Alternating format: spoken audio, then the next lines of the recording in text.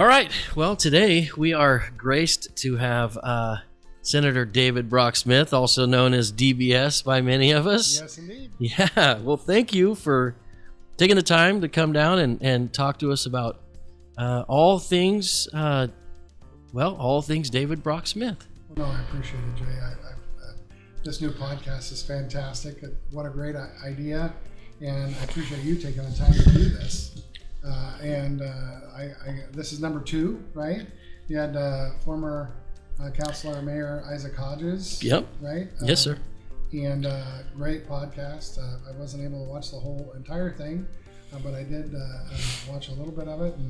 And so I'm glad to be here and appreciate the opportunity to join you. Awesome. All right. So today, I think, for folks at home, I think how we'll kind of do this is the first thing I want to get out of the way is some hot topics. Then we'll dive into your bio. Okay. Then we'll jump into some county stuff for a lot of people that don't understand your county background as well. And then we'll jump into some state stuff and what to look forward to and what we need to keep a pulse on, keep an eye on, and we'll dive into some conversations I think that are being had on a local, state, and national level as well.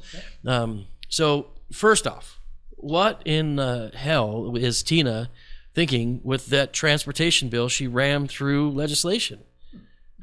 Like, wow, what are we doing? Well, Governor Kotek is in a little bit of a pickle.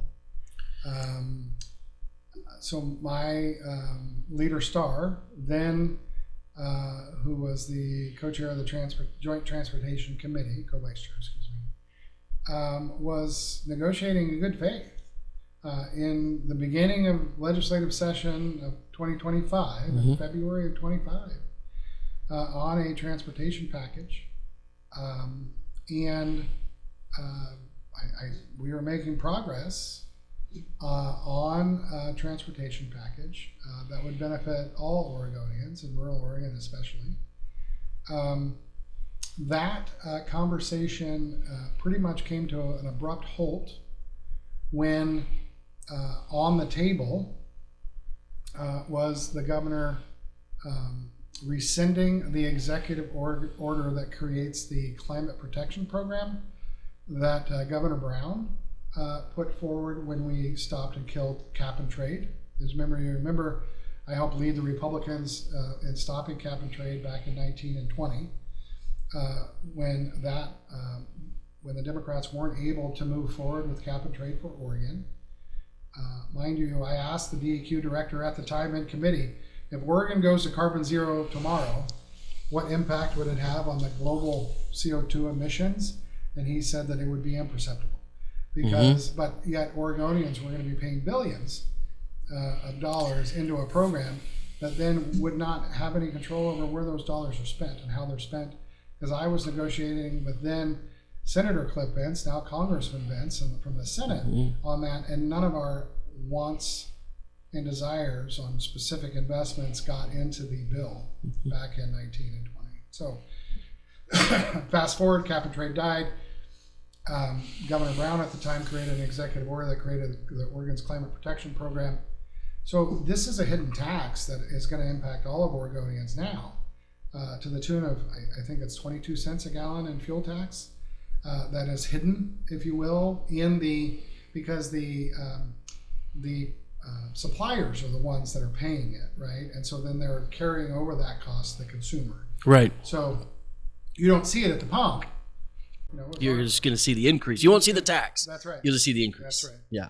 And so that was on the table to be rescinded, as well as the Governor Kotek's project labor agreement. So that PLA will increase costs on projects 20 to 30% because it only allows union shops to be able to bid on the jobs, but it cuts out about 80% of the contractors, right? So if we have a job here on 101, which we do often, Tidewater would not be eligible to submit a request, an RFP to do the job because they're not a union shop. And so we're adamantly opposed, and it needs to be removed because we aren't going to sit there and raise, fuel taxes for Oregonians and then cut out 80% of the contractors that can provide these projects, that work for these projects across the state. As soon as those were laid on the table, the governor and the Democrats walked away. And then, of course, in the last weeks of this, 160-day long session, the governor came in to try to pass a transportation package that then went to 3 cents, but still increased all of the title and registration fees and so forth. But that 3 cents carved out cities and counties. So currently, under the formula, every penny, if you will, that is collected in state taxes for fuel tax, 50% of it goes to ODOT, 30% goes to counties, 20% goes to cities.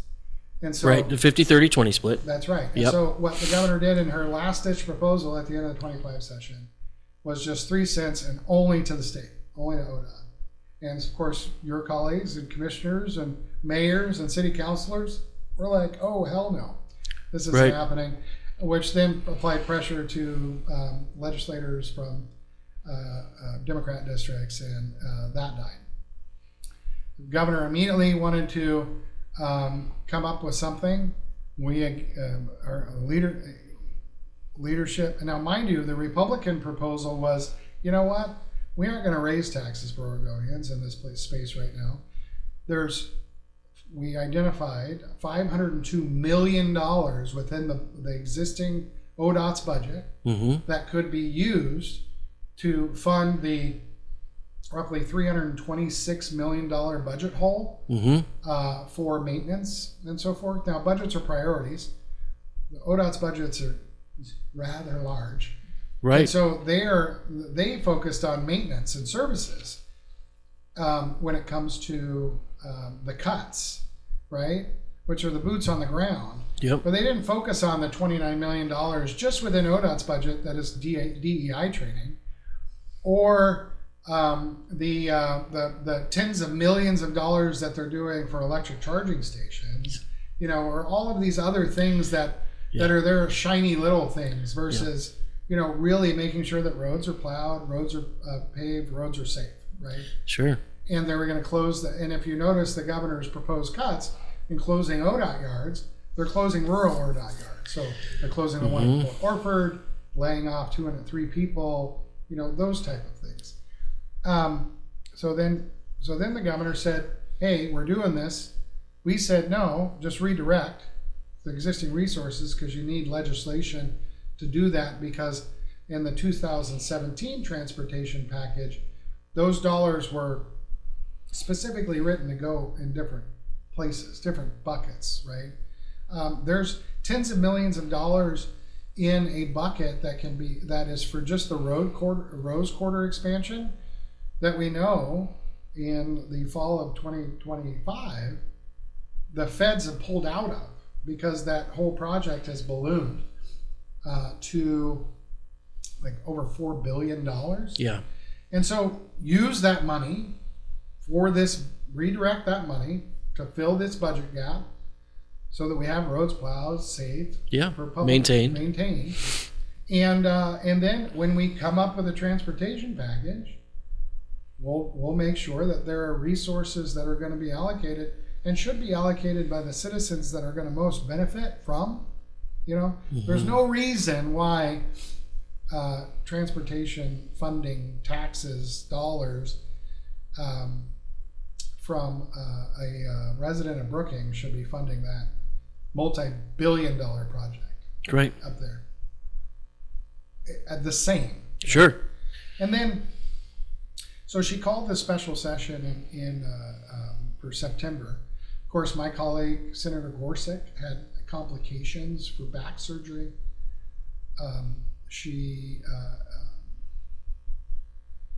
So that's why that special session lasted a month, because he was unable. And I give Senate President Wagner credit for not, kind of applying more pressure for him to come in, because they waited until he could, and he was physically and mentally and healthy enough to do so. of course, no conversations about the PLA, no conversations about the climate protection program. She had to literally break arms as she did. Well, not literally, but metaphorically break arms like she did when she was speaker, and then when she tried to pass the transportation package in the long session. And so they voted for it. Yeah. And here we are today, after the great efforts of so many Oregonians, because I was part of as soon as they were moving forward with that transportation package, we had meetings offsite that I was part of with Leader Starr, with Representative Deal, excuse me, Jason Williams, setting up this statewide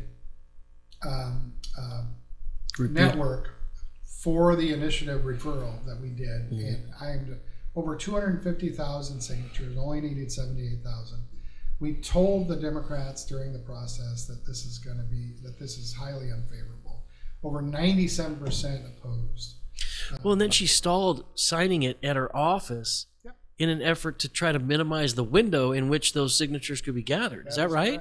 Almost definitely. She has 30 days to sign a bill, and then there's only 90 days once the bill is passed to be able to collect the signatures.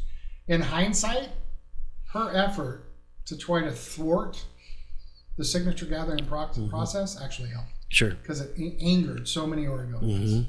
Now, mind you, excuse me, just a few weeks ago, you have the I-5 Bridge Committee, right? Because they want to replace, Oregon and Washington wants to replace the I-5 Bridge, do expansions and a lot of things to deal with the bottleneck that occurs on the I-5 Bridge.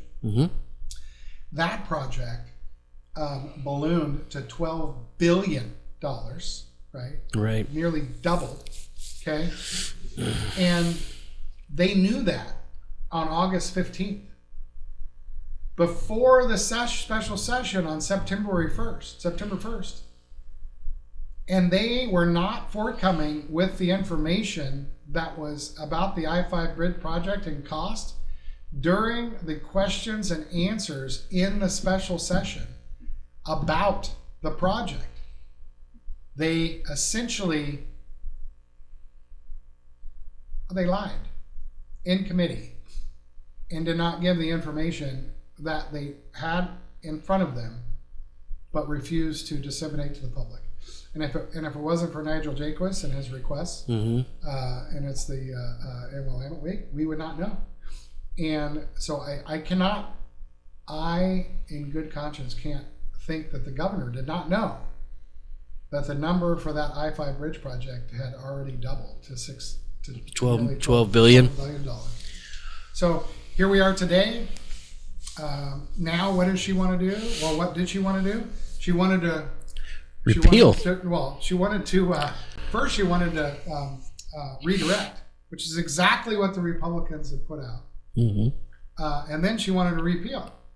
Luckily, and I don't know who it was, but somebody found the 1935 Oregon Attorney General opinion that once you have a referral by the citizens, you just can't go in there and repeal the bill that they just referred to the ballot. And is that considered a referendum? Is that what that? Okay, yeah, and so that got squashed. So now they're trying to push it to a May primary instead of put it on the November ballot. Because they're all on the November ballot, and it's just this whole thing is a terrible look for that party. It's ridiculous, really, because you're in a situation where I and many believe the Attorney General's opinion is pretty clear. And the referendum, clearly stated this is for November, right, 2026. It doesn't say in next election. It doesn't say the next, right. Well, but more importantly, the Attorney General's opinion does it. It says you can't repeal. If they were going to go ahead and move it from the November to the May election, it goes against the intent of the AG's opinion, because we already have a ballot title and a date from the Secretary of State that says it will be on the November 2026 ballot. She's doubling down on the same mistake she made. That's right. By trying to prolong the initiative to get the referendum done. And it's in the idea, and the idea that they're putting out there that, well, we need to know what the voters think prior so we can get together. I'm like, this is ridiculous. You already had the polling. It's 80+% do not want this. Is that correct? You've seen the same polling that I have. They know that the citizens don't want this. So you can start work and trying to craft some sort of palatable transportation solution anytime. Right. Do you think the governor has called that committee together? No. No. She's created an economic prosperity committee. She's creating a committee on data centers. She's creating all these other things. But the one thing, the important thing, the Joint Transportation Committee, you think they're talking about, well, okay, this is going to go down. What do we do? No. Yeah. And they're trying to say the reason why we have to move it to May is so that the people can tell us sooner. You already know the answer. I know. It is ridiculous. I mean, it's the hypocrisy that is occurring in the Kotek administration is insane. No, so let's talk about the hypocrisy. This is what I saw the writing on the wall. I didn't see that this whole transportation bill coming, but when during AOC legislative days last year, Tina was one of the Governor Kotek was one of the keynote speakers for one of the sessions, and there was a lot of anxiety that she was going to restructure the 50-30-20 funding. And so for people who don't know, the 50-30-20 funding is as a mechanism that was put in place a long time ago, that essentially the money that comes in for registration, DMV, et cetera, that's road related, goes into this pool, and it's disseminated. 50% of it goes to ODOT, and 30% of it goes to counties, and 20% goes to cities. And that is what we use to maintain roads. And she was initially talking about re-examining that division to increase the ODOT's portion from the counties and cities, which would have put us in an incredible bind. And there was an immense fight behind that. And so when she spoke about the 50-30-20. And she was speaking about her initiatives, and she had mentioned that transportation was her number one initiative, but her second initiative was her social programs, right? Her homeless funding. And so I was sitting there just completely baffled, because I was like, you don't have to go far to figure out your funding from ODOT. All you got to do is sharpen up the pencil on your funding for your social initiatives, right? Transportation is key. It's priority. It's paramount, and the social programs aren't working. No, in fact, you had a $1 billion accounting error in ODOT's agency's budget that they made, and you have billions of dollars that have been used on the social homelessness complex in Oregon. Mm-hmm. What have we seen in the last 12 years is homelessness has doubled. Oh, if not more, yeah. Certainly. And now Measure 110 didn't help with that by decriminalizing hard drugs and becoming a beacon. Sanctuary cities do not assist. I know it's a hot topic right now nationally, of course, but sanctuary cities do not assist us when it comes to that. And to that end, we spend over $700 million. So when we go talk about it later, about our budget, the state, the budget shortfall, we spend over $700 million funding healthcare for illegals that are here unlawfully in the state of Oregon. But yet we don't have the resources to make sure that Susie can get her health care. Right. Or that somebody that is working 9 to 5 or but their company can't afford to have private insurance. Yep.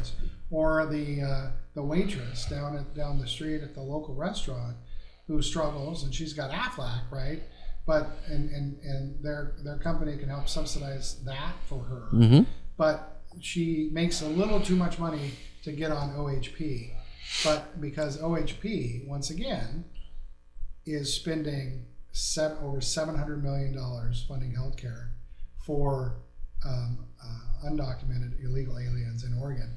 And the Democrats then doubled down on that because back in 2023, they passed legislation that forces our healthcare providers to write off more of their procedures. So not only, so yeah, you have, so hospitals write off services all the time. Yes. Okay. They passed legislation that forces them to write off more. And so it is something that I'm going to try to deal with in an amendment to help our rural hospitals, Bay Area, even Mercy and Roseburg. Mercy and Roseburg is looking at writing off $26 million in services. They can't afford to do that, especially when we had legislation that also passed that mandates that each nurse can only go nurse to patient ratio is going from 1:6 to 1:5, and then in July of 2026, it's mandated to go to 1:4. So, but so you either have, hospitals aren't making any more money, right? Okay, especially with Medicaid reimbursement and so forth. So they have to hire more nurses, or they have to limit the number of beds that they use, which only cuts services for citizens. Sure. So healthcare isn't my wheelhouse, but it was forced in my wheelhouse. But I had to try to come together to save Coast Community Health a while back. And anyway, we're in a world of hurt. But again, $700 million a year, more than $700 million is being used to fund healthcare for non-U.S. citizens in Oregon. Yeah. And the feds just found out that, now mind you, we've been pretty good, better than most, but 5 million of that is actually owed back, or excuse me, 5 million Oregon dollars is actually owed back to the feds because it is illegal for federal funds through Medicaid or Medicare reimbursement to be used on healthcare for illegal residents, illegal aliens in the United States. And the recent accounting and the numbers that I saw, 5 billion in Oregon was used. So it's not the 1.2 billion that was used in California, but no. Yeah. Government has become not completely, but fundamentally a bit ineffective in our ability to manage money due to the volume of these issues that are occurring. Well, I think that, so now I was the first cycle in 25 that I'm on full Ways and Means. I was put on Ways and Means in 23 in the House, but then moved to the Senate. And so, but now I'm on full Ways and Means. I think that... David, before you go, yeah. Can you explain to everybody how important being on Ways and Means is? Certainly. So Ways and Means is the budget committee of the state. It's the budget committee. Yeah. It is where the buck stops. Yeah. So yeah. I'm fortunate to be, so you're on a subcommittee of Ways and Means, and then in order to be on the full Ways and Means. Mm-hmm. And so I'm on I'm the Senate Republican on the state of Oregon's Public Safety Subcommittee for Ways and Means. So everything public safety, from wildfire to state fire marshal, yep. State human trafficking investigations. Yes. Yeah. DOJ, anything and everything public safety. Sure. Comes through my subcommittee. Juvenile, I'm used to everything, the mess that's going on up at McLaren and all of those things that are juvenile detention centers. Sure. Come through us, and getting the backlog for taken care of. We just had the presentation during legislature a couple of weeks ago. We were thousands and thousands behind in reporting for sex offenders in this state, and that we're catching up with the backlog on that. It was just atrocious. It's unbelievable. So, yeah, Ways and Means is where the buck stops, or the buck begins. One of the two, right? For the state budget. But when it comes to your comment with regards to, out of touch with budgets, you're not wrong. But I think those that do it best are you and your colleagues here in the county and local government, because you all do a fantastic job managing the resources and tax dollars that are given to you to try and fund the services that we need for Oregonians. And I'm grateful for the work that you and Commissioner Coker and Commissioner Hollinger are doing. Thank you. Here in the county. It's not easy. I mean, I was there. Yeah, we're gonna get into that too. But before we do, let's just let everybody know, like, who is David Brocksmith. You know, where'd you grow up? You know, what were the steps that you took and to get where you are now, and kind of give us the backstory. Well, so I was born in Coronado, California. My dad was in the Navy, and my brother was born in Puerto Rico. That's where he was first stationed. Okay. My brother's 7.5 years older than I am. That's kind of funny. So he has a Puerto Rican birth certificate, so he has dual citizenship, so to speak, even though they're a territory. Sure.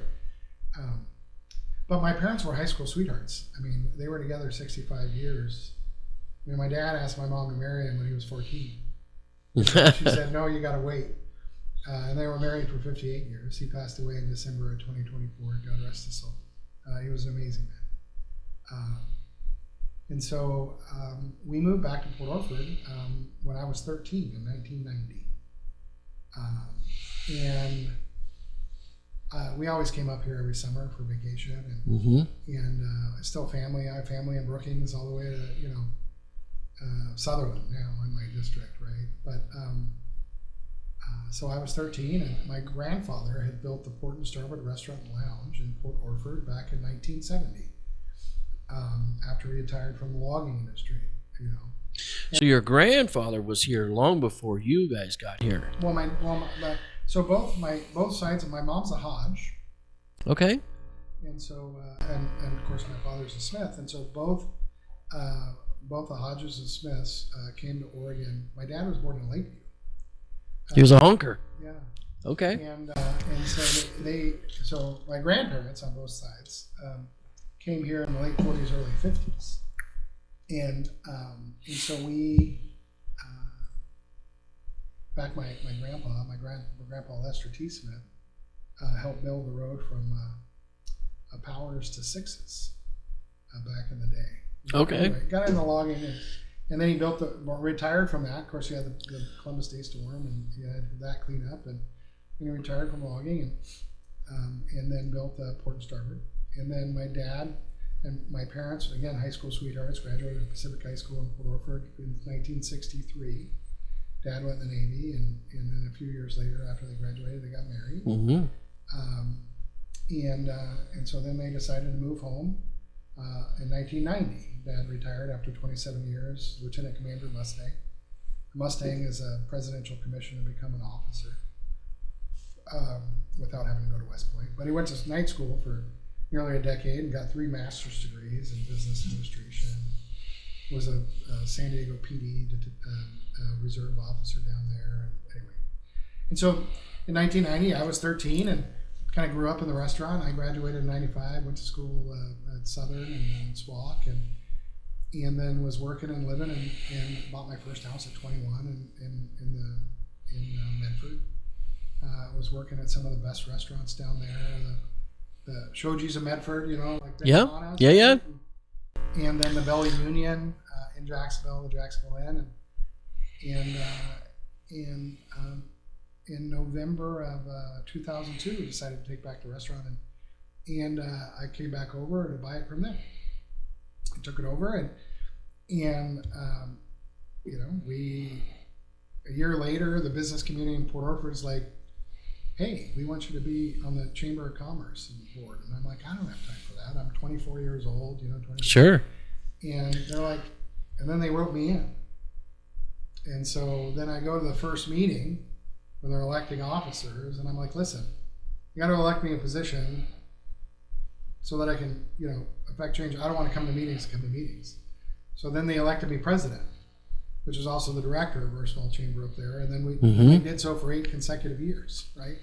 Then a year after that, he was city council. And I just wanted to help our community because, in Curry County, even though Port Orford was the county seat many years ago. Oh, it was? Yeah. I did not know that. Yeah, when Curry County was first formed. It was Port Orford. Port Orford's county seat. Wow. It's the oldest town site on the Oregon coast. Sure. The westerly incorporated city. They continue the contiguous United States. But all the populations in Brookings Harbor. Mm-hmm. And so then after that, then it was school board. I just wanted to help my community. And I was young enough and I'm driven enough to go to the meetings, do the meetings. I mean, we had the Wild Rivers Coast. Remember America's Wild Rivers Coast? I was Sure. part of the creating of that. And we were successful in getting the first ever grant that bridged a state border, right?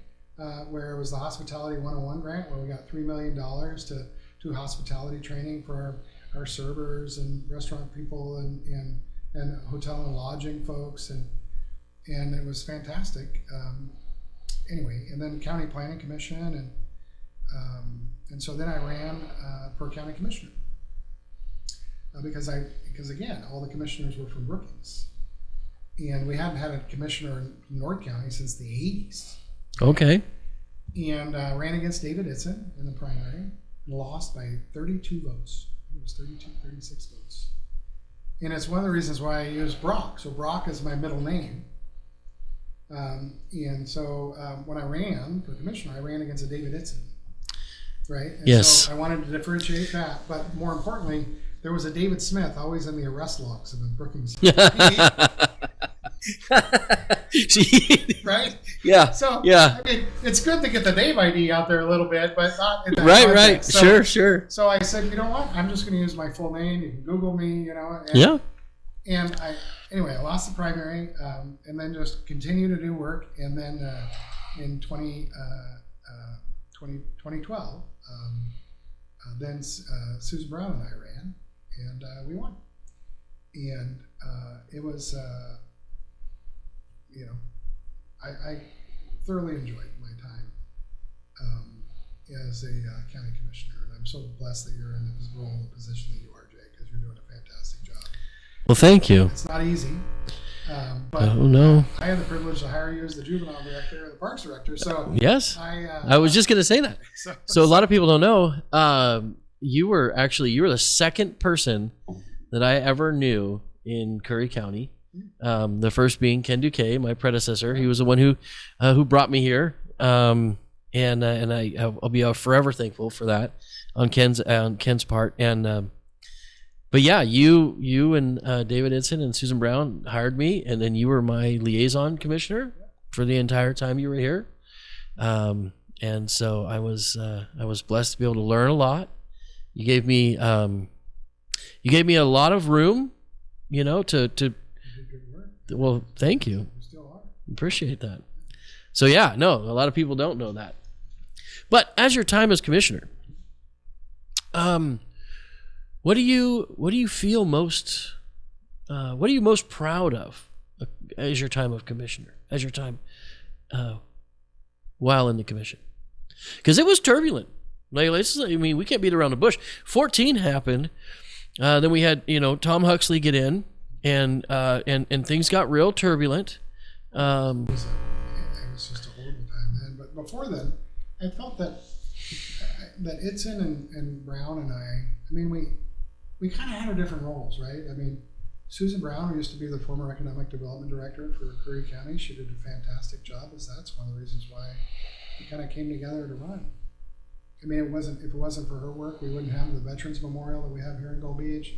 It was her work that helped create the fiber loop over 199 so that we can have the redundancy that we need for all the things, right? Right. She did great work. David Itzen was fantastic. I mean, I learned so much from him in a lot of ways as far as demeanor and how you treat people. Former county clerk Renee Colin was kind of like a guide for me, because when I came in, I was kind of a bull in the china shop a little bit. I mean, we had, then Mayor Hedenskog and I butted heads, I mean, we put forward the split rate levy back in the day, Mm-hmm. To fund law enforcement. What we looked at was it was a tax increase, property tax increase, but we went back and looked at the number of percentage of services within the individual public safety departments, so that we had, cities, the people in the incorporated areas that pay for a level of law enforcement for local police, they shouldn't be paying for patrol. So the unincorporated individuals in this scenario that we put forward to the voters were, only 5% of the patrol was being paid for by the people who live in cities, and 95% was being paid for by people that don't. But we used the data. I'm going to say it was 62% of the district attorney's budget was being funded by the people that live within the cities, because 62% of the DA's office was being used they were prosecuting crimes from the city police. Sure. 83%, or roughly 82% of the juvenile cases, and this is where the mayor Hedenskog and I clashed at the time, was being used, but were people that were coming in from the juveniles that were coming in and going through the system by the city police. And Mayor Hedenskog said, well, but 82% of those juveniles don't live in the city. I said, well, I understand that, but it is your agency that is arresting them for, let's say, shoplifting sure. from Fred Meyer. Right. And your city benefits from the fact that you have the Fred Meyer in it. And so therefore, holistically, you need to pay for that. And we were close. We were hundreds of votes away from, if they would have voted yes instead of no, yeah, we would have won. And if that would have occurred, the whole purpose was similar to what Lynn County has, what Josephine County is doing now, is we would have rolled that into after that levy, rolled that into a public safety service district. Right. And you would not have the budgetary problems that you have today in public safety, if we would have gotten done then. Now, unfortunately, Susan Brown, David Ince and I were on the same page. Susan Brown was not. So it was that, because we were pretty darn close. It was within 500 votes. But your question was, what was I most proud of? It's hard. I guess one of the things that I'm proud of the work that happened as a county commissioner. So I was successful in getting the U.S. Department of Agriculture to change their rules with regards to phytosanitary certification for blueberries, strawberries, cranberries, and cherries, for not just Oregon, but also Washington and California, for export overseas to China. We had constituents, the McKinseys, Robert McKinsey, that were trying to sell, these independent cranberry growers, because Ocean Spray was gouging them, the cranberry growers. And now in my district, 99% of the cranberries grown in Oregon are grown in my district. But they, a lot of them lost their farms, right? And so the Chinese wanted the cranberry. They liked the color, the flavor. And so, we do roughly $14 billion in Oregon exports to China. And so in 2014, I was up at President Obama's Meet in Rural America White House Forum up at the Abernathy Center in Oregon City, if I remember right.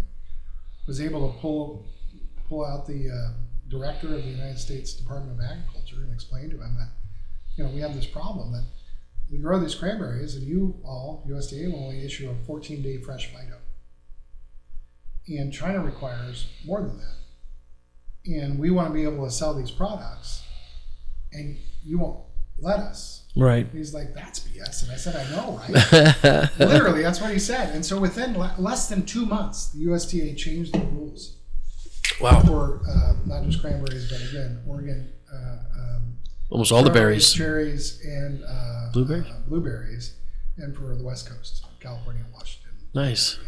Which was a game changer in saving those cranberry farms. Yeah. In North Curry and Southern Coos counties. Sure. And so I'm pretty proud of that. And today, it's only increased the export potential.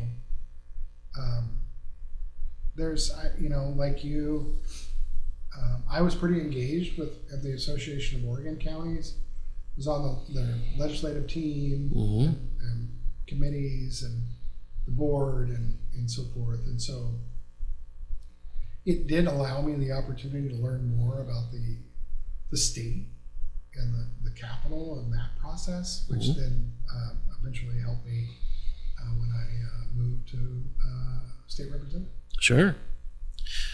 What is something that you wish you would have maybe been able to have gotten done while you were commissioner? Well, I wish I would have been able to get done what you guys are working on now that you're probably going to get done, and that is being able to contract in partnership with public-private partnerships with managing timber resources in Curry County, and renegotiating the receipts that are going to come out of that to fund services to citizens. I wish I would have been able to do that, but what I tried to do, I wish we would have passed that levy. Yeah. I wish we would have gotten that done, because now we would have a public safety service district,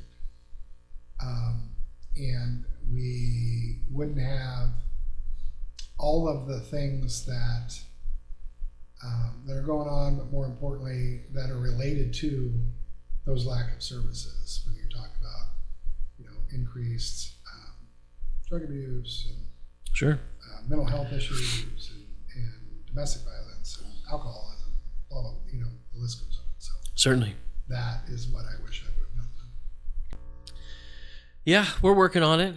We're working on it. I appreciate It's the support. I think right now, one of the biggest things we're really focused on and actually pretty proud of is we're working on, basically we know what our budget is. We've been operating off of a sustainable budget for the last year and a half, and now it's time to really, really explore what we're capable of within those funding boundaries. Instead of there's always been this kind of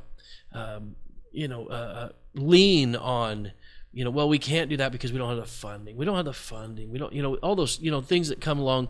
And, government is the only entity that can do that because we don't have competition, right? You can't get away with that in the private industry.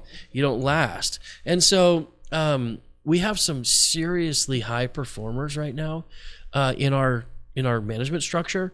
And so they're really motivated to just identify and figure out, well, what are we capable of? Let's push those boundaries instead of just always leaning on this budget excuse.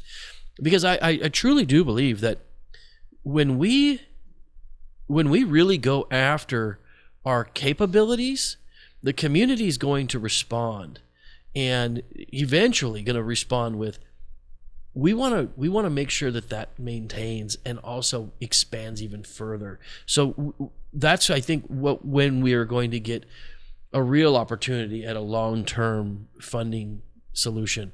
But in the meantime, we are working on those timber things. We know that, as you know, huge, monumental, decade-long win, getting the ONC split back to 75-25. The Trump administration and Doug Burgum put in just an absolute go-getter as director of the Pacific Northwest in the BLM, and she is fired up to meet some huge goals. So I think we're going to see some stronger funding coming in from our natural resources, which, I mean, it's interesting.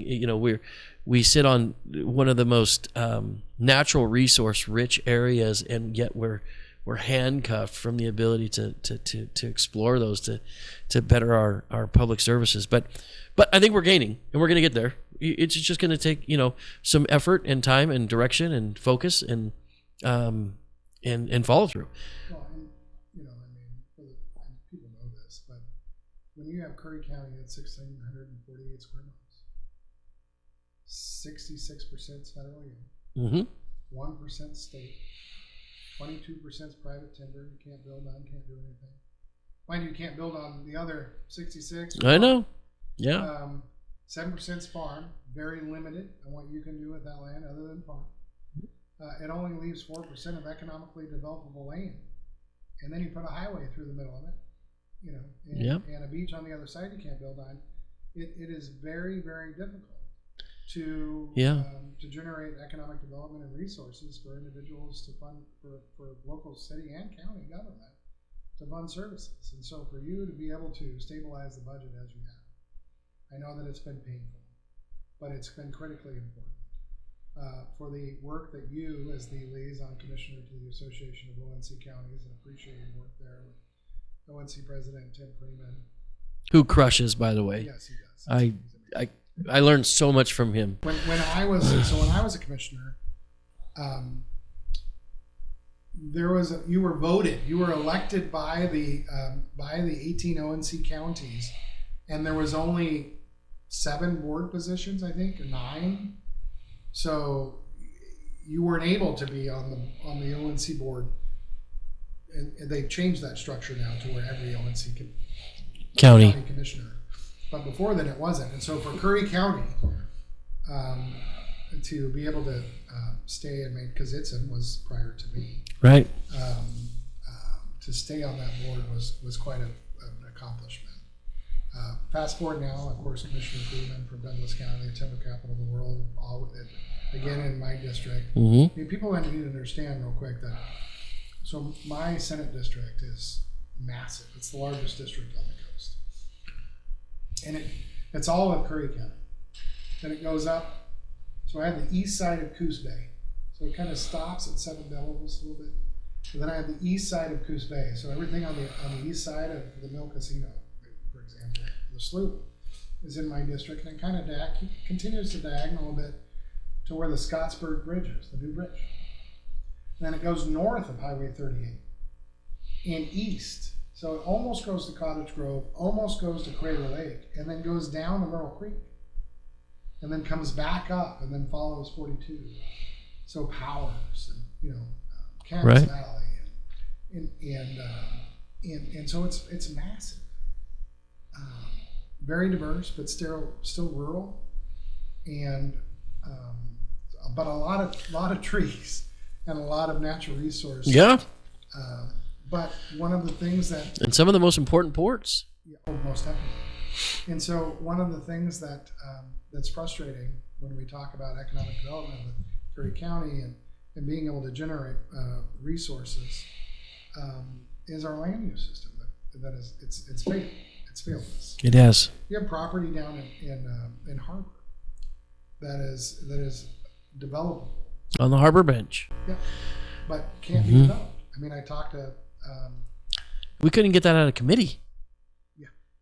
Like, you put forward a bill just to carve out that piece of land to get it into some rural residential, so we could do some housing on a piece of land that hasn't been used for ag purposes for over 12 years. And the soil, anyway, yeah. Yeah, and we couldn't. It wouldn't even get lifted out of committee. No, but meanwhile, the governor, go back to the I know, governor and her priorities. What we need to change land use. I mean, the woman was a decade as the Speaker of the House. It was her policies that put the state where we are today. Yep. Because she kowtowed down to the environmental for-profit nonprofits for decades. Yep. And continues to do so. This ship, this is literally the Titanic that she has created. And the iceberg has been coming for a long time. And there ain't no way to move it. Right. I mean, as desperate as it is, my former Senate Republican leader, Tim Canoe, who led the longest walkout in legislative history, her first year as governor, there was no love lost there. Right. She is so desperate, and not to say that he's not qualified, forgive me, I mean, that's not what I'm saying, but she just hired him as the head of her Economic Prosperity Council. Really? Yes. Republican, former Senate Republican leader. Yeah. Yeah. You can't So- make this up. No. So let's transition into that. Let's transition into the state. So,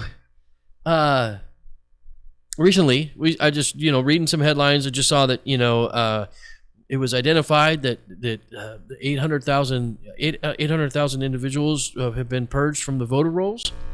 So no, they're not been purged. I mean, they're only starting with about 160. So nobody has more elections integrity bills, and my Democrat colleagues are all up in arms because I had a legislation that had to do with vote by mail, but they aren't really forthcoming when it comes to actually what it did. And all my legislation did was to have the citizens of Oregon reaffirm on whether or not they want to vote by mail by voting by mail. Right. Because the state, I mean, of course, it was voted in the by the people of Oregon back in the 90s, if I remember right. Yeah, back in the 90s, and it came in 2000. But but the legislature has changed things. You're automatically registered to vote whenever you go renew your driver's license. Sure. You're automatically registered to vote when you sign up for OHV, right? I even had a bill that said, hey, when you go buy your hunting and fishing license, you're automatically registered to vote. I figured maybe we'd get some more Republicans. It's true. Right? So, I mean, so it's like, now, in the DMV, I mean, in Oregon, you do have, you have the ability for illegal aliens that are not U.S. citizens to be able to get an Oregon driver's license. And there were thousands that were registered to vote because of a glitch in the system, Right. Which is not okay. It is not okay. I mean, anyway. So I just want to reaffirm to my constituents out there. I was literally just, since all of these different things had been put into place, I just wanted you to be able to vote on whether or not you wanted to keep vote by mail. Wasn't taking it away from you. Wasn't changing anything really into it, other than you get to vote on whether or not you want to keep it. And so that kind of gets lost in the translation of Brock Smith wants to take away our right to vote by mail. No, Right. I was actually just giving you the opportunity to reaffirm whether or not you could. But with this 800,000, you have the largest voting bloc in the state now isn't Democrats, it's the unaffiliated voter. Sure. And it's because of all these registrations. And they don't vote. And it's federal law that you got to purge the road voting rolls. And so there's a lawsuit that was filed against the state of Oregon, and they were going to lose their rear in the lawsuit. So Tobias said, well, maybe we should follow the law. Tobias is Secretary of State. Maybe we should follow the law and purge the voting rolls. It hasn't been done since 2017. So that's what he's doing. Yeah. Good. Let's talk about a few things that are a little important. They're important to me. Okay. Number one is education. Yep. Now, the state of Oregon is We're 47th now, not 49th or whatever we were. yeah. I just we We did lower the graduation requirements. well and we removed the need to have a competency test to get your graduation. Like, we've done a lot of things to pat the stats, but what we're doing isn't working. No, it isn't, and we've given our districts more money than we ever have, and I know that you're on the school board, and I appreciate your service on the school board. I was on the school board for North County for, I think it was a decade or more. Can't remember.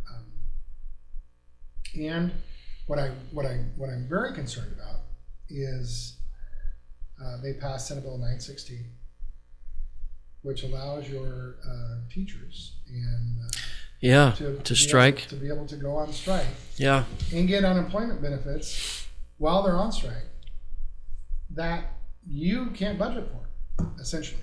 Right. Because, of course, the unemployment fund that is kept by the state is paid for by private employers, and so yeah, it was a gift to the teachers unions essentially this last session in 25.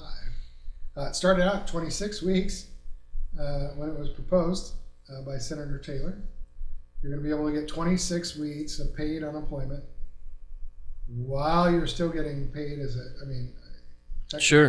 As a union employee on strike, you're technically still getting paid. So, and there's always reimbursable whenever you come back in. Right. Usually, it's part of the negotiation, and you get benefits as a union employee while you're on strike. But then they were going to be able to get 26 weeks paid unemployment while they're on strike. Senator Taylor then cut it to 13, and I asked her, "Why'd you do that?" She goes, "Well, cut it to 12." Excuse me. And I asked her, "Why'd you do that?" Well, I mean, what was 12? Yeah. Yeah. 3 months. What was that? Well, because 13 was an unlucky number. Is what she said. Oh, okay. So this is how your laws are written, by the way. And so just throw it against the wall and figure it out. Eventually, we had the bill killed, and then Senator Meek folded, and so now it's 10. 10. Yeah, I guess from my vantage point, the issues that I take pause with is the state has definitely made some huge advances at diminishing local control in our schools, and they tie it to the funding every single time. And but yeah, when the feds do that, no. Oh, right, I know. No. Yeah. Then it's a travesty. It's a crime. And I feel like it seems like all of the initiatives that are coming out of the education department are social related, not educationally related. And so we've lost our focus on teaching education, reinforcing good character, and we've tried to we've invested all this time and energy into creating social advocates in our schools. And and we passed legislation that negatively impacts the teachers and administrators and students. I think when it comes to the abbreviated school days, right? So you have some students that need extra help. Yeah. In our school system that used to get a lot of more help at home, and with an abbreviated school day. And then Senator Gelser passed legislation that basically took that ability away. And so those disruptions now come into the school system, and it cause further disruptions teachers are getting hit, spit on, assaulted, and they don't have the tools to defend themselves or defend other students, essentially, and so it's problematic. Well, and the core cause of that, as you know, I ran youth residential programs, is they have they've replaced basic behavior management tools that we had used that were consistent, code of conducts, things of that nature, with all of these little shiny buzzword code that have a reverse effect on the ability to hold people accountable, because it turns I always said, look, education, how we what we teach, that's the part that should be individualized, and behavior expectations should be standardized, and they've reversed it. And so educational priorities are standardized and behavioral expectations are individualized. So when Johnny looks over and sees Billy doing something, in the past when Billy was addressed, Johnny knew that was going to happen to him too, but now Johnny has the question, will it? And so then Johnny tests the water, and now you got basically this multiplying behavior factor, because there's no expectation that kids can lean on, which creates safety, which creates outcomes. And so it's like, man, can we just get back to basics and teach our kids and have some expectations on being a good human and follow through with those things. Exactly. Well, we're still reeling from the effects of COVID. I mean, That was the biggest.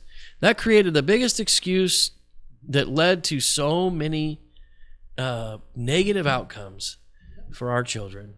It's going to be. I mean, like right now, one of the things that people aren't talking about that is going to affect us. Well, number one, so many people are moving out of the public school education system. They're going homeschool, independent. School districts are losing money because Yes, and ADM has $1 on their head. ADM. That's right. And so these kids. I forgot where I was going with that, but we're not doing justice to our community through our public education system. And so I've always been a huge supporter of the trade sector, CTE program, career technical education. Yeah. Huge supporter. And so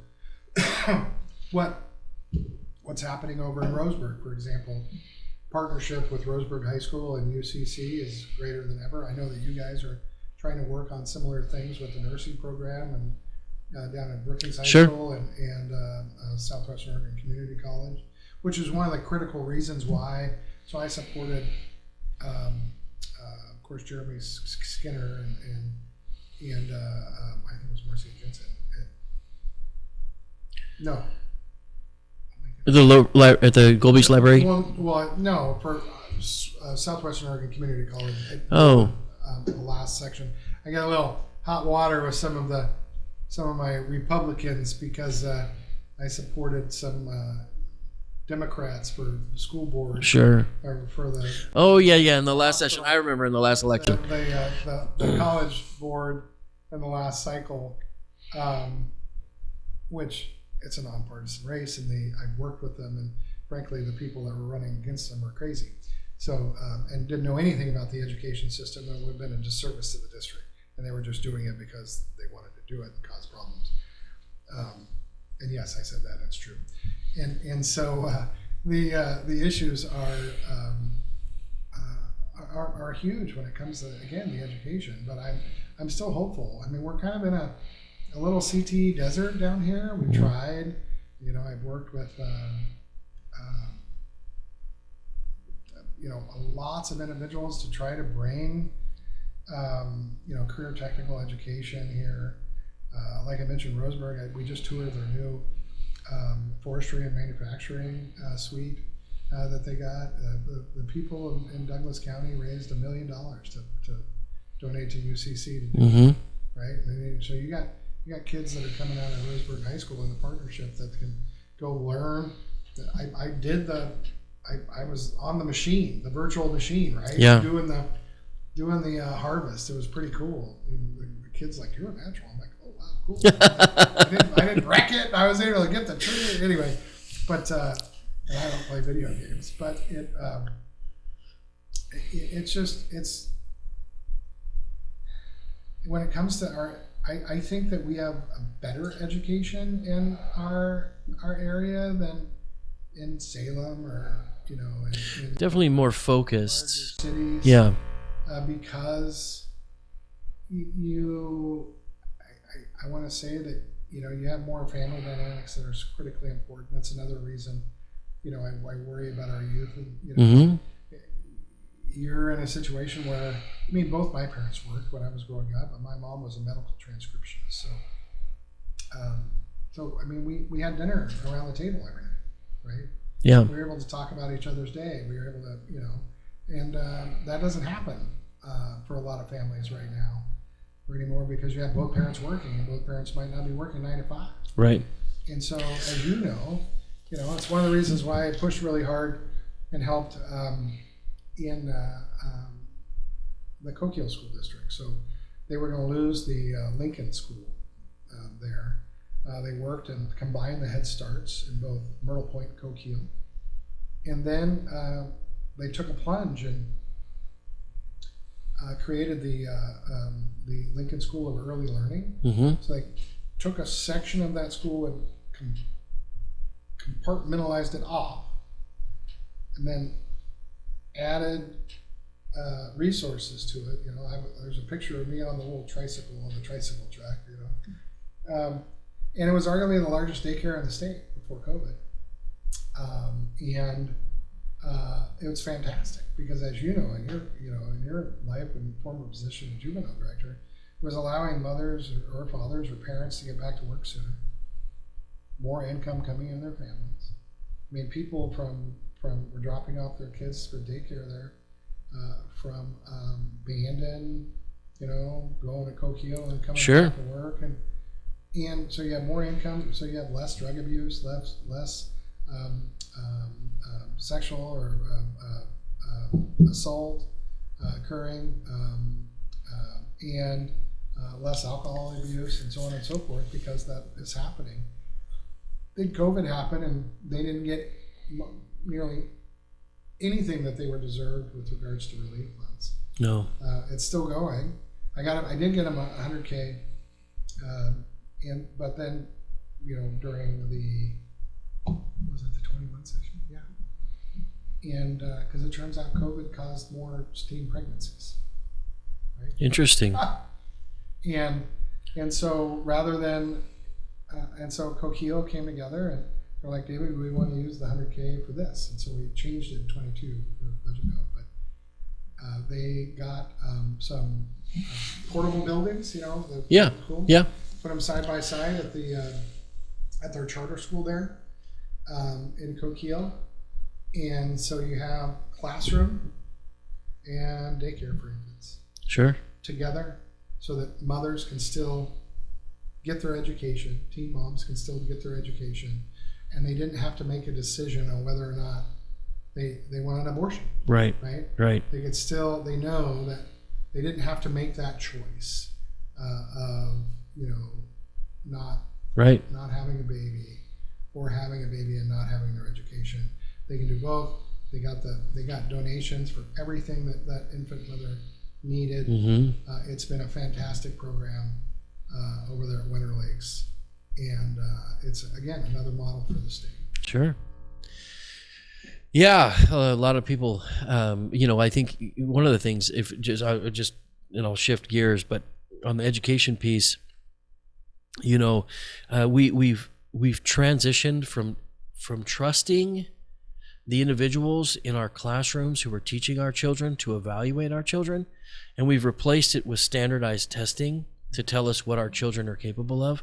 And what I feel we need to get back to, because we have incredible people in the classrooms who all want to do incredible work, but we need to get back to listening to their evaluation of our child instead of relying on these standardized tests to tell us what our kids are capable of, because they know way much better than some test that a kid took, may have not had breakfast that day. All these factors come into play, but it affects them long term. I agree with and it's just a travesty. We even if we got to balancing that instead of just this effort to put everything towards this standardized efforts. No, I agree with that. Before we move on, I fully agree with you, because you're right. It could be a personal factor at home. Yeah. It could be they didn't have breakfast that day. It could be they're stressed out because of Yeah. something that's going on. They got in a fight right before class. And a lot of people Whatever, argument. A lot of people don't test well anyway. Sure. Especially when you put so much on the test. But when it comes to education, all right. So a couple things, and somebody might think this is political. It's going to happen because it's been put out that way, and it shouldn't be, because it's a reality. But first off, I am, as we go into the budget conversations, and we'll talk more about that later. But when it comes to education, we have about, I think it's 1.7 billion in the education reserve fund. Mm-hmm. I am not in favor of cutting any resources for education or public safety as we go into budget discussions. One. Two, I think it's ridiculous that we have individuals that actually are supportive of men, boys, and female sports. I'm sorry. I think it's ridiculous. I mean, where is protecting our girls? Why in the hell would you sit there and support Sally in her career in track, and then say it's okay for Johnny to come in and take their place. It's insane to me. I just can't. And so is the idea that it was the longest conversation or the longest walkout in history in 2023. I stayed, as it was a caucus decision to do that. But the reason we did that is because the Democrats were going to pass legislation that was going to allow gender affirming care. It was going to allow puberty blockers to be administered to 14-year-olds, right? Without parental knowledge or consent. But their insurance, if they had it, was going to pay for it. Absolutely ridiculous. We know when we've had debates on the floor when it comes to gun control, when it comes to anything else, that youth's minds don't fully develop until they're mid-20s. Yeah. And yet, I mean, look at all the we talk about, oh my goodness, we got to make tobacco 21, right? Nicotine has to be 20. We're going to ban flavored vapes. Oh my goodness, because kids are getting them. But you're going to let them pick their own gender and do irreversible harm to their bodies at 14, 13? Give me a break. To deal with 2 or 3% of the population? Ridiculous. Okay, now we can move past education. No, I share your passion in that. I share your passion in that 100%. You don't, I mean, every time you talk about it, you just expose your hypocrisy. I just want you all to know. Yeah. No, it's wild. You can't get a tattoo. No. But you can get your body altered for the rest of your life. Yes. I have talked to individuals that wish they would have known, right? Yeah. I mean, I have talked to individuals that, a female that started taking hormone therapy. She had no idea. I mean, she was told that it's gonna, that her voice was gonna be deeper. She had no idea that her vocal cords were going to grow and close off her throat to the point that she can't scream or yell. And she was in theater, and in choir. Yeah. Can't do it. We had no idea how it affects other parts of her body in doing so, especially menstrual. Anyway, so you have a situation where they're not only are they not giving these young people all of the information but the young people are not in their right mind to be able to make these decisions, and the individuals that are condoning such things and actually talking about them the way that they are only inflating the problem. So. Agreed. Let's transition. Okay.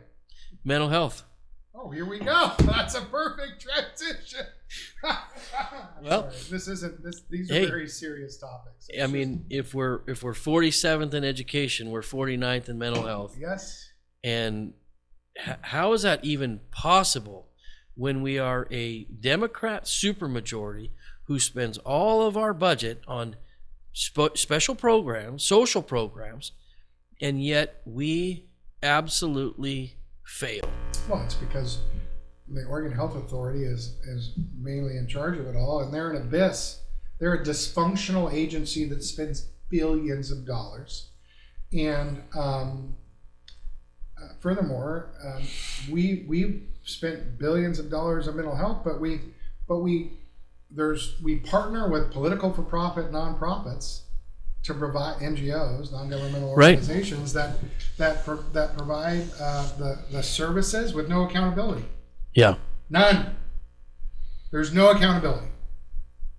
So to that end, when it comes to treatment, for example, so many of our homelessness that we incur is because of mental health and drug abuse. Yeah. I believe that drug abuse is a disease. I do.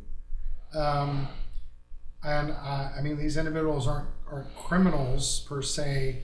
A lot of them become criminals to get resources or money to deal with their habit, their disease, their addiction.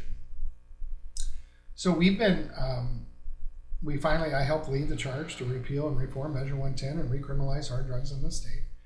But the virtuistic signaling from that my colleagues have to deal with from their hard base, for example, I mean, we have now a deflection program, right? We've had a diversion program forever, right. But we couldn't use the word diversion, because it's associated with alcohol and other crimes. And again, these people aren't criminals, so therefore we have to create a deflection program because diversion is associated triggering with it's triggering. Thank you. And so then, so we spend hundreds and hundreds of millions of dollars of cannabis taxes. Is where everyone wants to know, where's those cannabis taxes dollars go? Well, this is where it goes.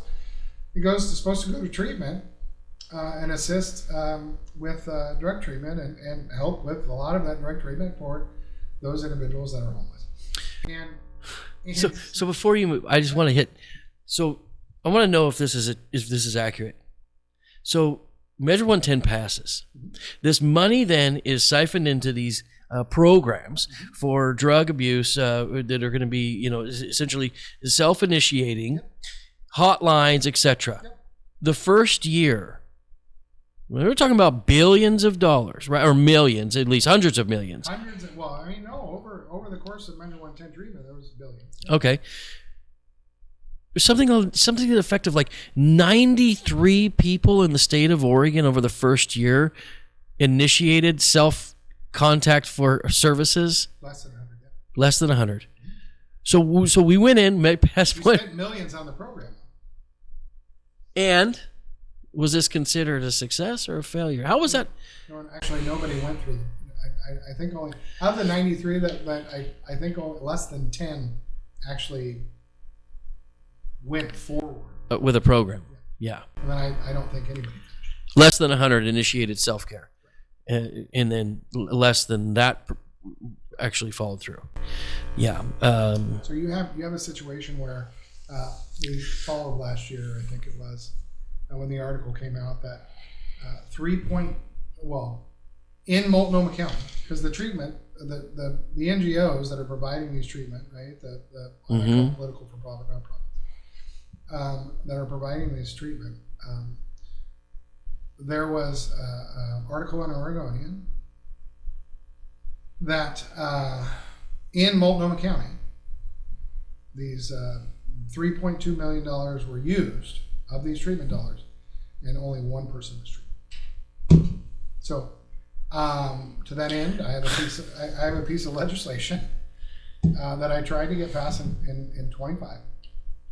I'm bringing it back, because we're only allowed 2, and I write more bills than any other legislator. Well, Rep. Evans had more than I do, because it's what we do, right?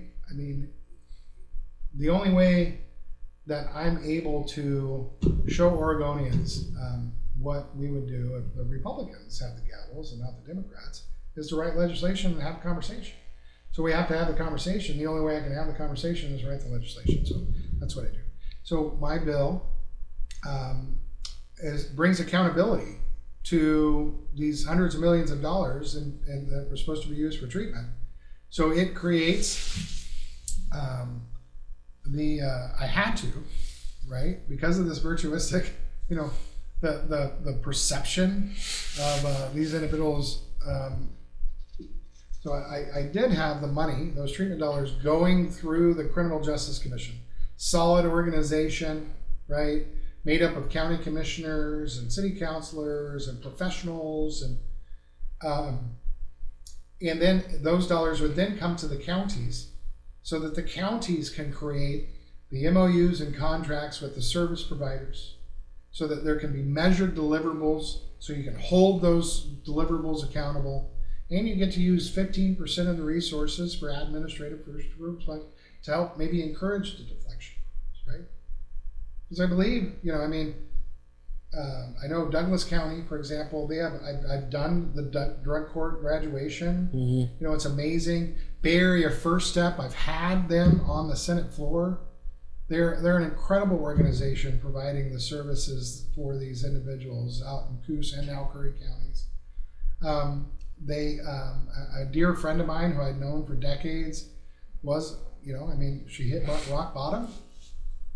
She used their services and got clean, and now she is a peer counselor in their program and writing the book, literally, on how to do it.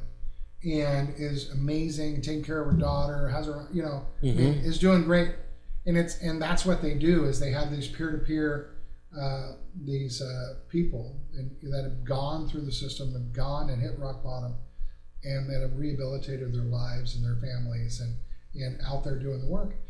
They got some resources from the Oregon Accountability Commission that was set up to dispense these dollars, which is a joke. And they were going to expand into Curry County because we have problems with these services in Curry County, right? And yet they didn't get a dime this last year. Not a dime to help expand. They didn't get a dime, and it's just so frustrating, right? So fast forward this bill, we couldn't put it through the Criminal Justice Commission because these individuals aren't criminals. So I had to create in the new bill for this session the Behavioral Health and Deflection Commission that is just made up of criminal justice commissioners. Mm-hmm.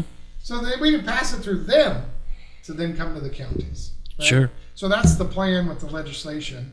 I look forward to it. But at the end of the day, it's going to be you and Commissioner Hollinger and Commissioner Coker that are going to create the MOUs and contracts with the service providers. You're going to be able to utilize those 15% of those dollars for administrative costs associated with the program to help offset your general fund to fund those services. And the citizens will have the accountability that's necessary for the services that are needed. Yeah. I mean, if we as a state were collectively interested in seeing outcomes, we would have to reinvest in residential mental health and addiction programs, because the level of severity that has occurred over just the past, let's just say the last 6 years, let's just say since COVID, right, it has elevated to a point where, like, your typical, where you come in for an appointment and you check back in 30 days isn't sufficient for the severity of issues that we're seeing in our communities. And not only that, when you couple the amount of the homeless that's going on, what that's doing is that's completely suffocating the system, so that individuals who aren't homeless can't find any services, because the services are just absolutely inundated with those folks, right? And so it's like, which then exacerbates their problem. Yes, which then puts them in risk. Yeah. And we have this, it's basically like a self-sustaining problem that if you couldn't design it to be more self-sustaining, and that's a problem. You're right. Yeah. Gosh. Well, all right. Funding priorities. What do we got on the docket? What are we focused on? What's coming up? So many things that we need. So in 24, you remember, I was able to secure the $35 million to have the third veterans home built in Roseburg for Southern Oregon.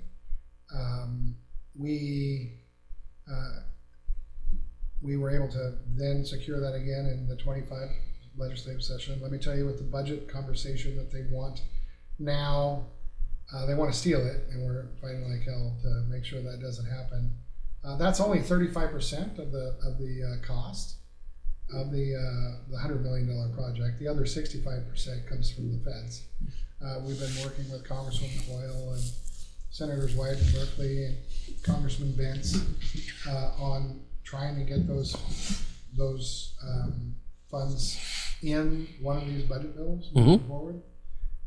Frankly, normally every 6 to 8 years, Congress does just wipe the plate, so to speak. Sure. But we did work very hard, and ODBA Director Daniels and her team has just been fantastic in getting us to Tier 1 status, so we're ready to go. I've been, as you can imagine, closely involved with the Pacific Coast Intermodal Port Project in the Port of Coos Bay.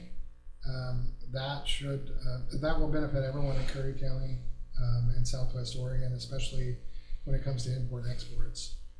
You're in a situation where we'll be the only ship to rail, rail to ship terminal in the country. It's a game changer. It's a $2.3 billion project. It will employ over 5,000 individuals. It will literally lift all boats, especially with the intermodal hub in Eugene. So, hopefully, right now, T6, Terminal 6 closed in Port of Portland.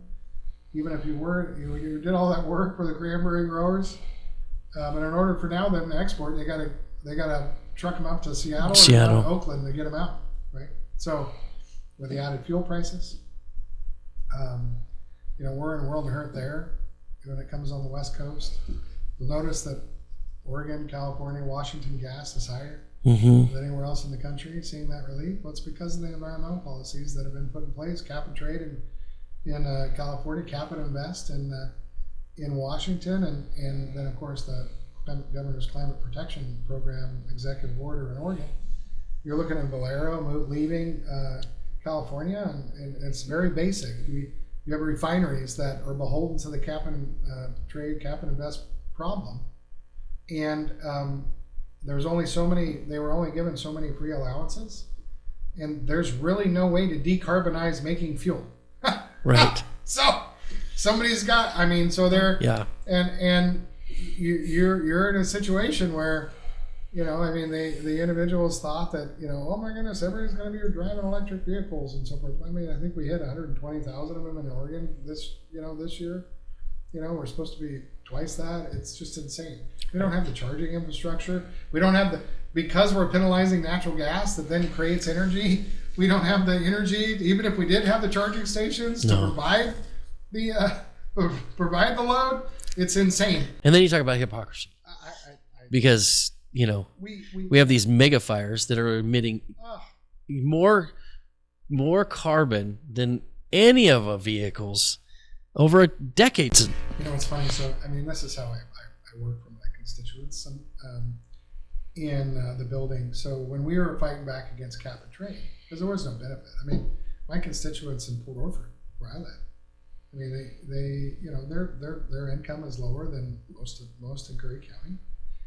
They got to drive an hour to get to a Fred Meyer, right? Yep.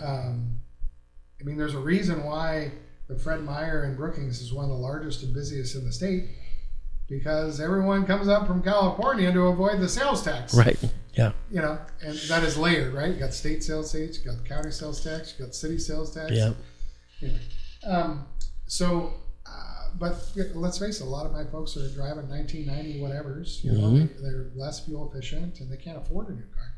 So so they're driving that hour to save resources. It was a great thing when Dollar General came to Port Orford, because it's saving my folks a lot of money. Yeah. To be able to afford food and for their families and so anyway. So we're in a situation. I forget where I was going with this story, Jay. I'm sorry. We're in a situation where when it comes to, we were talking about hypocrisy. Oh yes. In the carbon and so that's right. Yeah. So I created legislation because if that's the case and they want to reduce carbon, right? Well, the emissions are coming from the stop and go traffic in the metro area of Portland. Okay, and so I created kind of the Brock Smith clash for clunkers idea, right? Instead of the Obama clash for clunkers, to where when they pass they call it a privilege tax, right? So it's a privilege to buy a new vehicle. So when you buy a new vehicle, you have to pay the privilege to buy a new vehicle, and those dollars then go to fund EV rebate programs. Yeah. Okay. So I was going to, but the way that they calculate that privilege tax is not where you purchase the vehicle; it's where you register it, right? So that way, when they can keep track. So it's kind of eloquent that way. So if they really wanted to reduce emissions in this state, if it was that important to them, the emissions that are created in the Portland metro area, because when they came in and testified, my goodness, the smog, the air quality is so poor. I'm like, we're right there in downtown Portland next to that. You know what I mean? Yeah. You know, well, if you want to fix that, that's where all the charging infrastructure is, right? They have those resources where we don't here. Sure. You know? So I used their privilege tax and the fact that when they registered, so I was going to double the privilege tax, but only within the metro area of Portland. And then within the metro area of Portland, those individuals would get double for the low income families. We get double EV rebates. So you would literally be able to get an affordable electric vehicle for somebody making below median income, for low income family. And they would have the charging and save a bunch of money and all that. And you would have reduced those emissions, especially them driving the 1990 whatevers and the stop and go traffic. Would you, I mean, kind of a good I like concept. it. If you Yeah. wanted to reduce emissions, never even got a hearing. Yeah. No, of course, that's not what it's about for them. It's about control and money. Right. And that does not give them the control of the money. Yeah. So no, it's true. So when it comes to funding, I'm very concerned in the upcoming legislative session because the supermajority, of course, they're going to want to move that referral of their gas tax to the May ballot because nobody wants to be on that. Well, no Democrat wants to be, let alone the governor, wants to be on the ballot where you're going to have the overwhelming opposition to it. But because of the House HR 1 or the federal big beautiful bill that literally cut taxes for working families across the country, but also Oregonians. I mean, it's embarrassing. To be honest, what our federal Democrats are saying, and to the tune of, I mean, even the budget, staff, and some of the news folks have said in print that the discussion is going to be about raising taxes, because essentially what happens is Oregon adopts the federal tax code. Okay. They can disconnect all or certain portions, but according to the legislative fiscal, if we stay connected, Oregon is going to lose $888 million,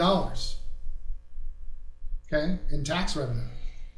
So I don't know how they could say in a straight face that isn't benefiting Oregonians. I mean, literally, folks, if they disconnect any portion of it, it is your tax money that is in the bill that would not be going to the state of Oregon that is going to be the state of Oregon. Again, $888 million has been identified would stay in Oregonians' pockets if we didn't disconnect any portion of HR 1 on the federal. We just adopted the whole package. That's right. If we just We're talking tax on tips, tax on overtime. Yep. We're talking those things, right? Yeah, there's tax on in that bill. There's you get to write off the interest on your car loan, right? There's depreciation for small businesses when it comes to equipment.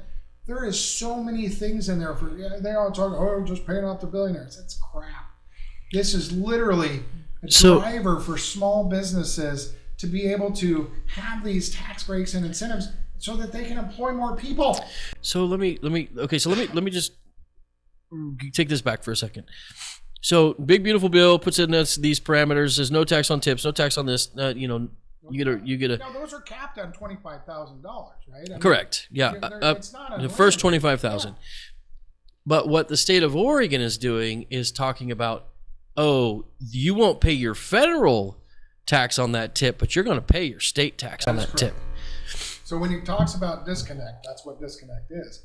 So not only will that be taking away what has been given to you by the federal, by Congress and President Trump, but then your accountant has to figure all that out too. Yeah. Your accountant. So then basically Oregon is going to create its own tax code that then your accountant has to be aware of, so that you then are not. So currently, if you're connected across the board, your accountant just, because federal Right. tax rate, state tax rate, and you're just paying. But then when they start disconnecting certain portions, your accountant, now you got to do. Well, the accountant's going to make more money. They're going to have more work, but they're going to make more money. I haven't talked to any of the accountant lobbyists to see where they're at on the on the scheme, but I can imagine they just as soon you go ahead and stick with HR1 and not disconnect. So, we're going to be going into session February 2nd. Mm-hmm. This is going to be a top conversation. They've been doing exercises with regards to budgets. 1% reduction, 2%, 5% reduction across the board. But as I said earlier, I want every department to be lean and mean, and not, we are not wasting. When it comes to ODOT's budget, we shouldn't be wasting $29 million on in just a 2-year biennium budget just for ODOT on diversity and equity and inclusion education for ODOT employees. Right. We shouldn't. Sorry. So I'm not supporting a damn thing when that kind of crap is still moving forward. Sure. Yeah. But when it comes to public safety and education, we have the rainy day fund and we have the education stability fund. There's resources in both those funds. So I'm not in favor of taking those dollars unless we lean out everything else. But I'm not in favor of disconnecting from the federal tax code and HR. Good. Well, I hope your colleagues are in favor of that, not disconnecting as well. No, I believe that we're pretty aligned across our caucuses when it comes to Republicans. And frankly, you just saw an OPB article where the labor unions are going after the moderate Democrats in their own party. Came out late last week that they're attacking them with ads. The labor unions are attacking Democrats with ads, calling them Trumpers and all this stuff because they they don't want to disconnect either. Right. Because they understand that regardless of the lies that Senator Merkley and Senator Wyden and others are telling, right. they know that they're full of it, and there's benefits to small business and working families in HR1. 100%. Reduction. So. It puts money back in the pockets. Right. Back in $888 million of it back in Oregonians' pockets. And they're into stimulating our economies. That's right. Yeah. Okay. So as we get to the roundup here and we start rounding, we start heading to some endings. What can we do to best support you and your efforts at the state? Well, I appreciate the great working relationship that you and I have, and if I need anything, I call you. You need anything, you call me. The same with Commissioner Coker and Commissioner Hollinger, and the same's true with the Coos County and Douglas County Commission. Mm-hmm. And so I really appreciate that relationship. Like I told you early on, and I told Court when I left.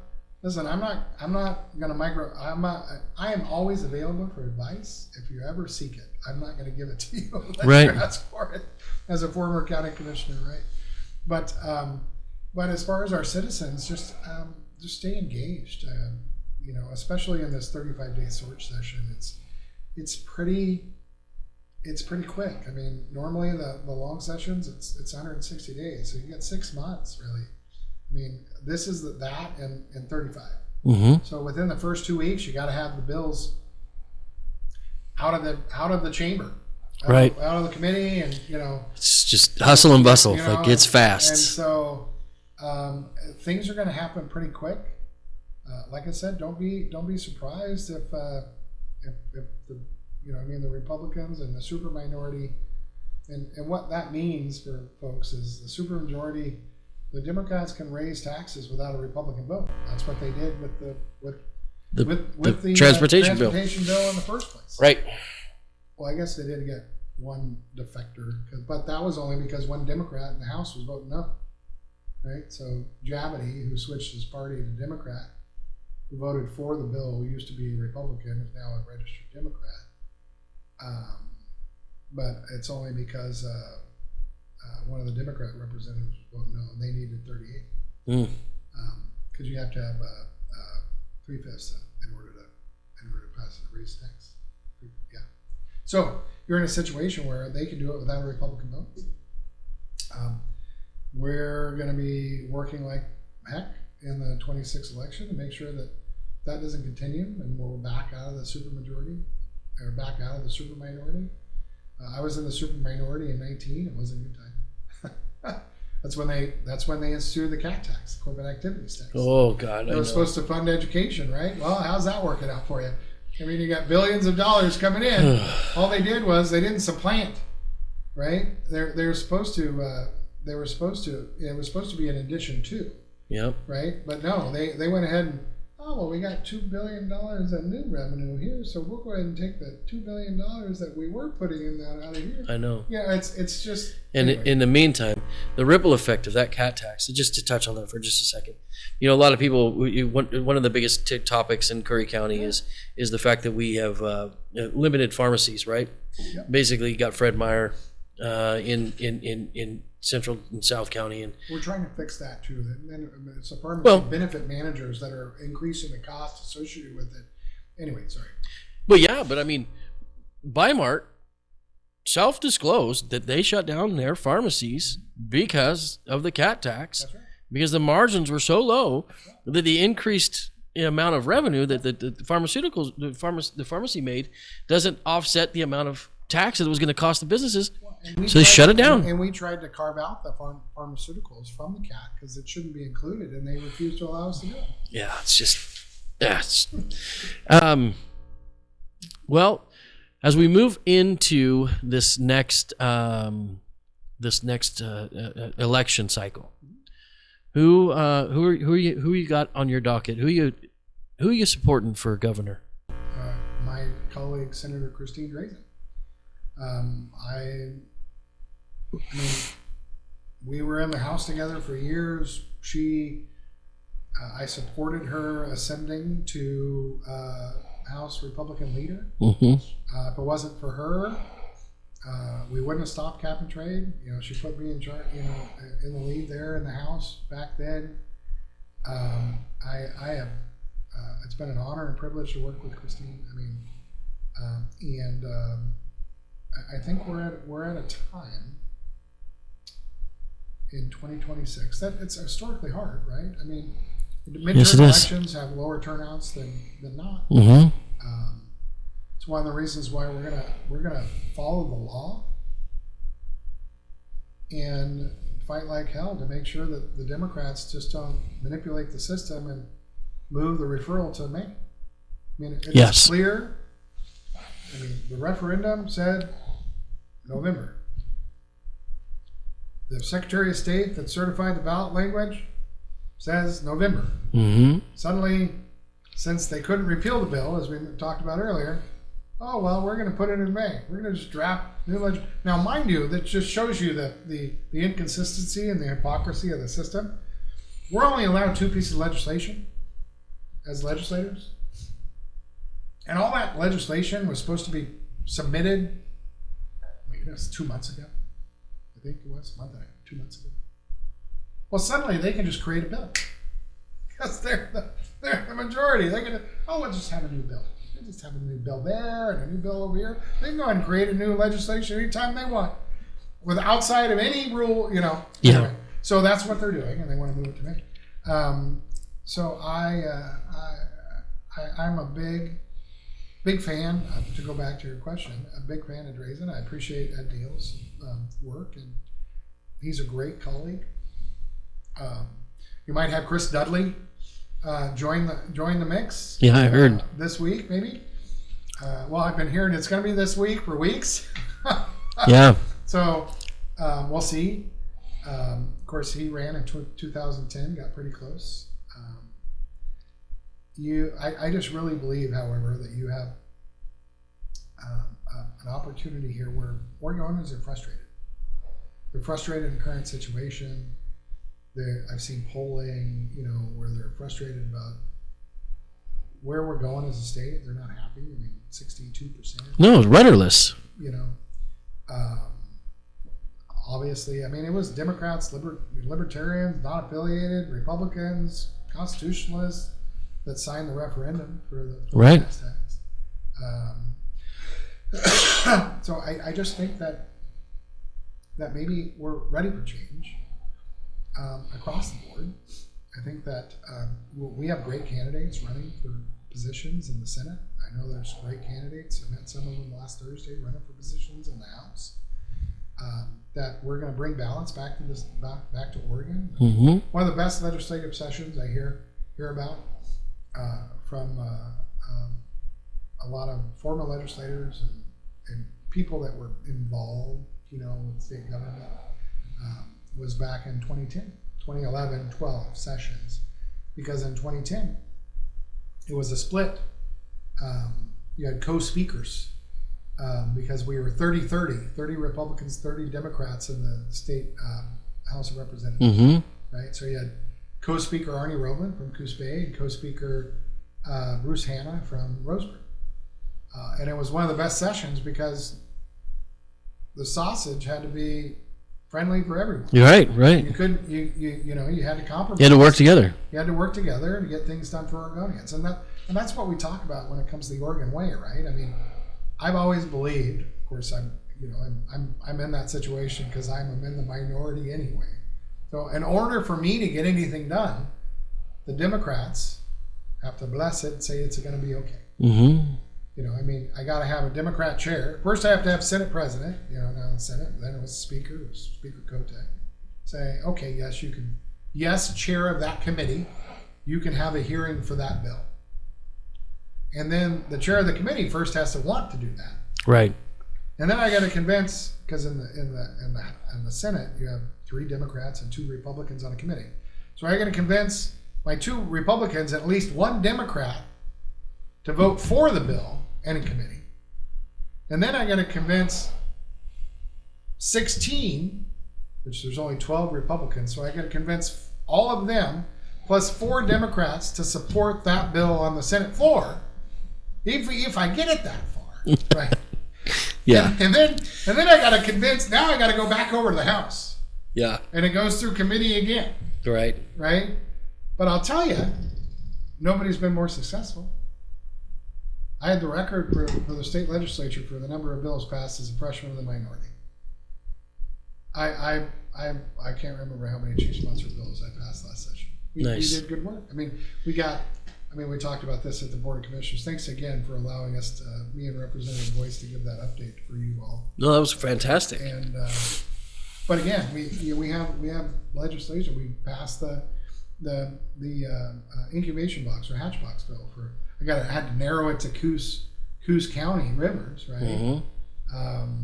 We're working on the salmon credits bill. This is my other bill this session, where we'll create salmon habitat, monetize local farm and forest owners land that they want to put into a salmon credit conservation easement, right?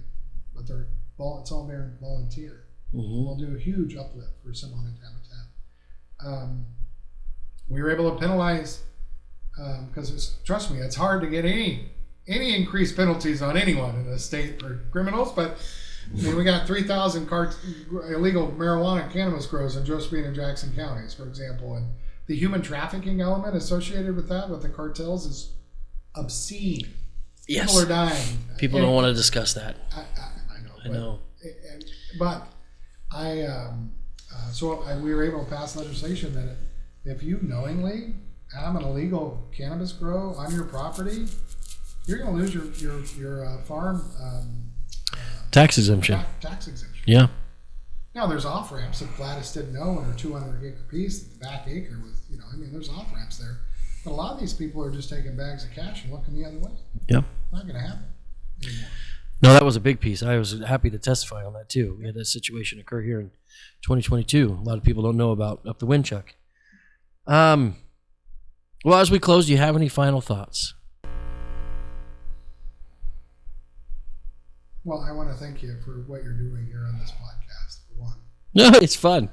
It's fun.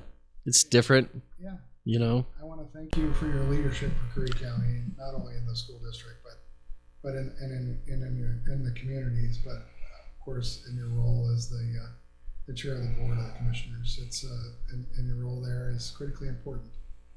Having served it, I understand it, and the public-private partnerships that we all try to create, the services that are crucial to citizens, that are shared services with the state, we rely on counties to provide, is so important. And your leadership and knowledge that you give us every day, that you bestow on Commissioner Coker and Commissioner Hollinger, right? Because there's no school to do this. Right? No. It is. You put your feet in the fire. I probably have. I have more elected or appointed experience to different positions in government than any other legislator in Oregon. Because there is no school to do this, but it allows me the opportunity to talk on different issues, to be able to be versed on different issues, to create different relationships with different legislators that are focused on certain things. There's a depth and breadth to this work that let's face it, anybody that has worked with anybody knows that there's only so much capacity within individuals. I like to think that I have a lot of capacity to be able to do this work, and some don't. Some stay in their lane. They can only focus on this, and that's all they. Well, and a lot of times I feel like a lot of people are just interested in checking a box instead of seeing how that's going to ripple affect downstream. And you have a unique understanding of how that's going to affect the counties, the city, the school, the port. You know, there's the ripple effects that a lot of folks up in Salem don't really consider when they're just trying to get something rammed through. And I try to explain that to them as well. Well, this is how it's going to impact this. Right. But lastly, I just really appreciate the opportunity to work for all of you and do this work, and work not only for you but with you. I try to be pretty open. I try to be pretty accessible to my constituents. It's truly an honor and privilege to be your senator and just try to solve problems, right? I mean, that's what we do. That's it. When we had the crabbing issue, right? It was just one last example. Worked with Senator Roadman at the time, a number of sessions ago. When we had a Domall Gasset issue, the whole coastline was shut down. We have different segments in the ocean out there. You have A, B, C, so forth. And so we passed legislation that said, well, that's ridiculous. We shouldn't be doing that. If you have a hot crab in Zone B, don't shut down A and C. Well, no, don't shut down M. Right. You know what I mean? Yeah. And so now if we do have a hot crab in Zone B, that is shut down plus A and C on both sides, but everything else can still stay open. Yeah. And so that's what we do. I mean, I'm engaged in the whale entanglement issue right now. I mean, frankly, it's frustrating. I mean, we're going to new ropes. We're already, the crabbers and the fishermen were associated with the progress on that. Problem is supply. But one of the reasons why we have more whale entanglements is we have more whales. Right. Because we've done such an amazing job at the recovery. Right? And so we just have more whales. So but that's not quite being factored in. That needs to be. I mean, nobody wants to see it happen.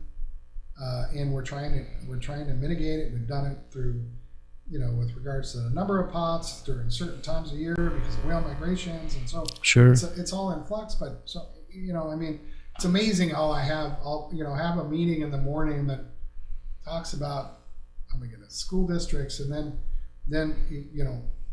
30 minutes later I'm having a meeting that's dealing with hospitals, and then 30 minutes later it's a meeting that's dealing with whale entanglement. Yeah. And so it's truly an honor to do the work, and I like to think I'm doing an okay job at it. Well, I think you're doing a really good job. Thank you, and thank you for taking the time on this day to do this, and good luck in session. Yeah. Let's stay engaged. we need your voices. So Well, there it is. Well, thank you, sir. thank you. Thank you. All right, we will we'll go ahead and adjourn this meeting All right. and get back to other things. Till next time. Yes.